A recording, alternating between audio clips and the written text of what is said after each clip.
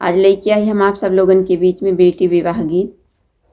काहे से कि लगन के दिन चलत बाटे और शादी ब्याह के माहौल चारों ओर बाटे। यही नाते हमहू आप लोगन की ताई यह गीत लेके आई। आप लोग गीत के सुनिए। यह गीत में मड़ई में बियाह होत बाटे और दुल्हन दुल्हा बैठा हैं। आधे मड़वा में ससुरे के लोग हैं, आधे मड़वा में नैहरे के। तो वह समय के दुल्हा के बहुत गर्मी लागत है और दुल्हा दुल्हन से बेनिया डोलावे कहत हैं। तो दुल्हन देखा का जवाब देत हैं, कहत हैं हमारे नैहरे के लोग हैं, हमरे शर्म लागत बा, हम कैसे बेनिया डोलाई।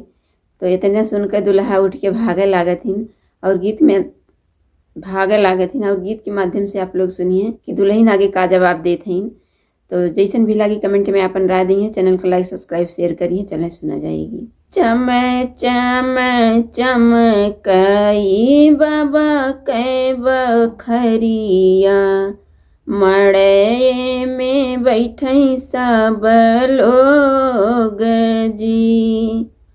चम चम चमकई बाबा कै बखरिया, मड़े में बैठई सब लोग जी।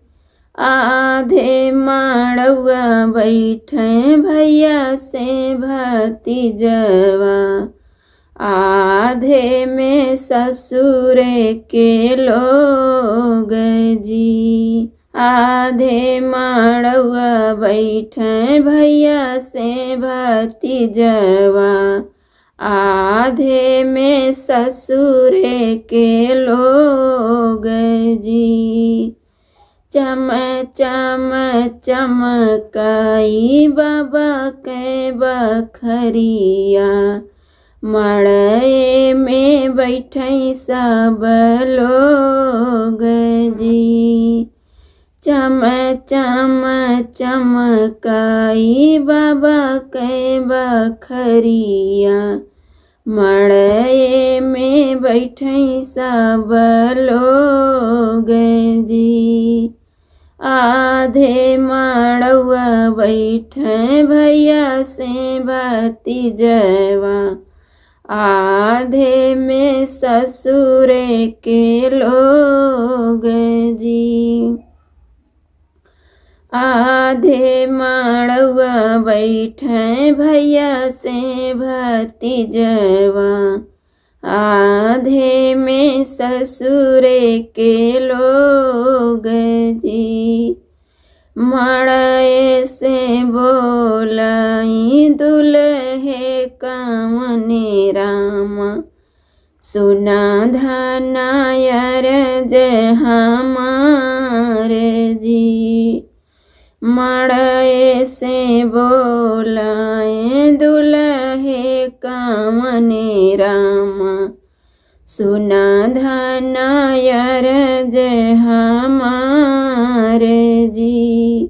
तनी कैसे बेनिया डोलावा मोरी धनिया, लागई गरमी बड़ी जोरे जी। तनी कैसे बेनिया डोलावा मोरी धनिया, लागई गरमी बड़ी जोर जी। कैसे कै बेनिया डोलाई मोरे स्वामी, बैठे हैं नैहरे के लोग जी। कैसे कै बेनिया डोलाई मोरे स्वामी, बैठे हैं नैहरे के लोग जी।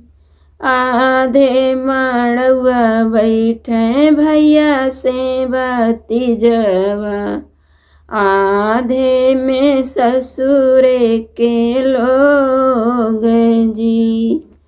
आधे मड़ुआ बैठे भैया से भतीजवा, आधे में ससुरे के लोग जी। यतनी बचन सुनई दुल्हे कवने रामा, उठे हैं बदन झझकाई जी। एतनी बचन सुनई दुल्हे कावने राम। उठे हैं बदन झझकाई जी। तोहरी निधिरिया सासु चौके पे छोड़बई कैले बई दूसरा बियाह जी। तोहरी निधिरिया सासु चौके पे छोड़बई कैले बई दूसरा बियाह जी।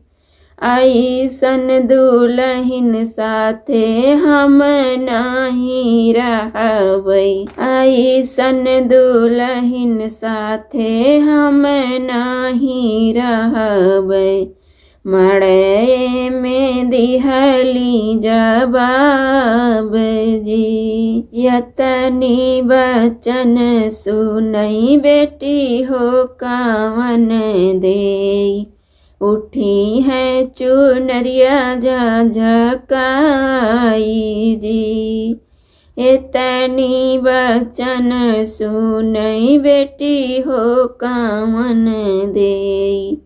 उठी है चुनरी फहराई जी। तोहरे निकारण स्वामी बनबई जोगिनिया। छोड़ी दे बई माई और बाप जी। तोहरी निकारण स्वामी बनबई जोगिनिया। छोड़ी दे बई माई और बाप जी। तो ये गीत कैसे लगा कमेंट करके आप लोग जरूर बताएं।